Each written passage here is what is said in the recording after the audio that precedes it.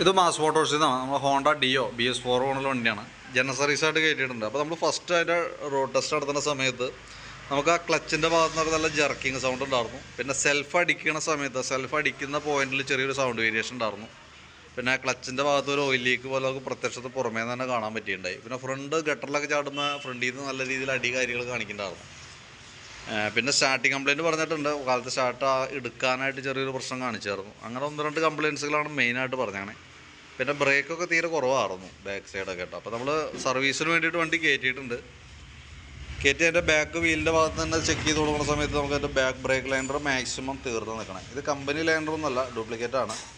തന്നെയല്ല അത് പരമാവധി ഉപയോഗിച്ച് തീർന്നുണ്ട്. അപ്പോൾ നമുക്കതൊന്ന് ചേഞ്ച് ചെയ്തിടാം. Company genuine parts, original parts നമുക്ക് യൂസ് ചെയ്യാം കേട്ടോ. പിന്നെ അതേപോലെ തന്നെ വണ്ടി ഓടുന്ന സമയത്ത് ബാക്ക് സൈഡിൽ നിന്ന്, അപ്പോൾ നല്ല റോട്ടിൽ ഓടുമ്പോൾ ബാക്ക് ടയറിൻ്റെ ഈ കട്ടയുടെ ഈ ഡിസൈനിൻ്റെ ഒരു പ്രത്യേകത കൊണ്ട് ബാക്ക് ചെയ്തൊരു നല്ല രീതിയിൽ മൂളിച്ച സൗണ്ട് ഉണ്ട്. അത് ആ ടയറിൻ്റെ ഡിസൈനാണ്. അതിനകത്ത് എയർ പിടിക്കുമ്പോൾ വരുന്ന സൗണ്ടാണത് കേട്ടോ. അപ്പോൾ അങ്ങനെ ഒരു കംപ്ലയിൻ്റ് അല്ല, അത് ആ ടയറിൻ്റെ പാറ്റേൺ അങ്ങനത്തെ ആയതുകൊണ്ട് വന്ന സൗണ്ടാണ്. പിന്നെ നമുക്ക് അതിൻ്റെ എയർ ഫിൽറ്ററിൻ്റെ ഭാഗമൊക്കെ നമ്മൾ ചെക്ക് ചെയ്യുന്നുണ്ട്. അതേപോലെ തന്നെ സ്റ്റാർട്ടിങ് കംപ്ലയിൻറ്റ് പറഞ്ഞിട്ടുണ്ടായിരുന്നു.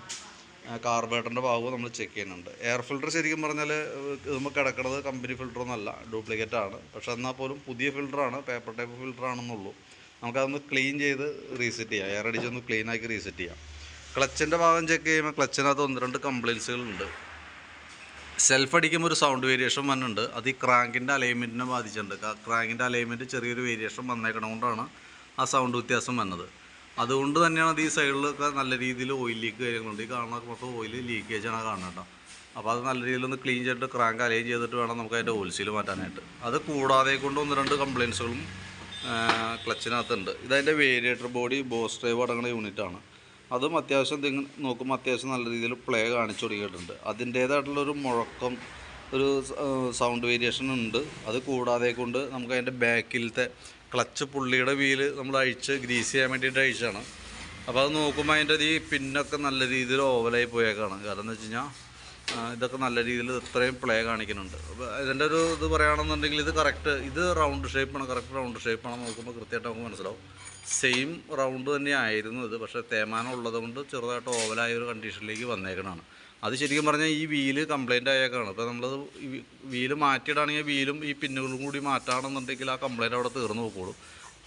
അതല്ല ഈ രീതിയിൽ തന്നെ കിടന്ന് ഓടാണെന്നുണ്ടെങ്കിൽ നെക്സ്റ്റ് അടുത്ത വീലുമേക്ക് നമുക്ക് അതിൻ്റെ പ്രോബ്ലംസ് ഇപ്പോൾ ഓൾറെഡി ഇപ്പോൾ തന്നെ സ്റ്റാർട്ട് ചെയ്തിട്ടുണ്ട്. പക്ഷെ എന്നാൽ പോലും ഇപ്പോൾ അത് കൈയോടെ റോളറും പിന്നും കാര്യങ്ങളും വീലും കൂടി മാറ്റിയിടാണെങ്കിൽ ആ പ്രോബ്ലം അവിടെ സോൾവ് ആയി പോയിക്കോളും. നിലവിൽ കംപ്ലയിൻ്റ് ആണ് കേട്ടോ. പിന്നെ അതേപോലെ തന്നെ ബാക്കിലെ ഈ ക്ലച്ച് ഔട്ടറൊക്കെ ക്ലീൻ ചെയ്ത് നമുക്കൊന്ന് റീസെറ്റ് ചെയ്താൽ മതി. ആ ക്ലച്ച് ഷൂ വന്ന് പിടിക്കുന്ന ഭാഗത്ത് ചെറിയ സ്ക്രാച്ചസൊക്കെ വന്നിട്ടുണ്ട്. പക്ഷേ അത് നമുക്ക് പേപ്പറിട്ടൊന്ന് പിടിച്ച് ക്ലീനാക്കി ഇടാവുന്നുള്ളൂ. ബാക്കിലത്തെ ബ്രേക്കിൻ്റെ കേബിൾ ഔട്ടർ നല്ല രീതിയിൽ വലിഞ്ഞിരിക്കണേ. ബ്രേക്ക് കേബിളുകൾ ശരിക്കും പറഞ്ഞാൽ ബ്രേക്ക് കേബിൾ 3 വരെ, ഫ്രണ്ട് വീലുമേക്ക് 2 ബാക്ക് വീലിന് 1. ഈ 3 കേബിളും ഓൾറെഡി കംപ്ലയിൻ്റ് ആണ്. ഔട്ടർ വലിയാങ്ങുന്നൊരു സിറ്റുവേഷനാണ്. കാരണം ഔട്ടർ വലിയാന്ന് പറയുമ്പോഴത്തേക്കും ബ്രേക്ക് പിടിക്കുമ്പോൾ ഇങ്ങടേക്ക് മൂവ് ചെയ്യാനായിട്ടുള്ള ഒരു ഗ്യാപ്പ് ഉണ്ടാവില്ല. അത് തന്നെയാണ് മെയിനായിട്ട് വരുന്നത്. പിന്നെ കൂട്ടത്തിക്കടെ ഇന്നർ ടൈറ്റും കാണിക്കും. ഇവിടെയൊക്കെ നോക്കുമ്പോൾ ഇവിടെയൊക്കെ പൊട്ടിയൊരവസ്ഥയിൽ നിൽക്കുന്നത് കേട്ടോ കേബിളിൻ്റെത്. അപ്പോൾ അത് കൈയോടെ മാറ്റി പോകണമെങ്കിൽ അതാണ് കുറച്ചുകൂടി ബെറ്റർ. പിന്നെ ഈ ക്ലച്ച് കവറിൻ്റെ ഉള്ളിലൊക്കെ അത്യാവശ്യം നല്ല രീതിയിൽ തന്നെ ഓയിൽ കാര്യങ്ങളൊക്കെ ഉണ്ട്. ആ ഓയിൽ ലീക്ക് ഉള്ളത് കൊണ്ട് തന്നെ അപ്പോൾ അതൊക്കെ ഒന്ന് ക്ലീൻ ചെയ്ത് കയറ്റാം. ക്രാങ്ക് അലൈൻമെൻറ്റ് ശരിക്കും പറഞ്ഞാൽ 100% ക്ലിയർ ആവണമെന്നുണ്ടെങ്കിൽ ഫുള്ളായിട്ട് അഴിച്ച് തന്നെ ചെയ്യേണ്ടി വരും. നമ്മളിപ്പോൾ തൽക്കാലം പുറമേ നിന്ന് ചെയ്യാവുന്നതിൻ്റെ മാക്സിമം അലൈൻമെൻറ്റ് നമുക്ക് ചെയ്തിടാം.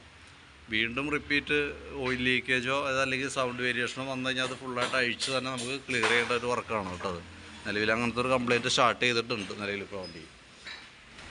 പിന്നെ അത് കൂടാണ്ട് നമ്മളതിൻ്റെ ബെൽറ്റിൻ്റെ കണ്ടീഷൻ നോക്കുമ്പോൾ ബെൽറ്റ് വലിയ പഴക്കമൊന്നും വന്നിട്ടില്ല. പക്ഷേ നമുക്ക് കമ്പനി ബെൽറ്റൊന്നുമല്ല, ഡ്യൂപ്ലിക്കേറ്റാണ് കിടക്കുക.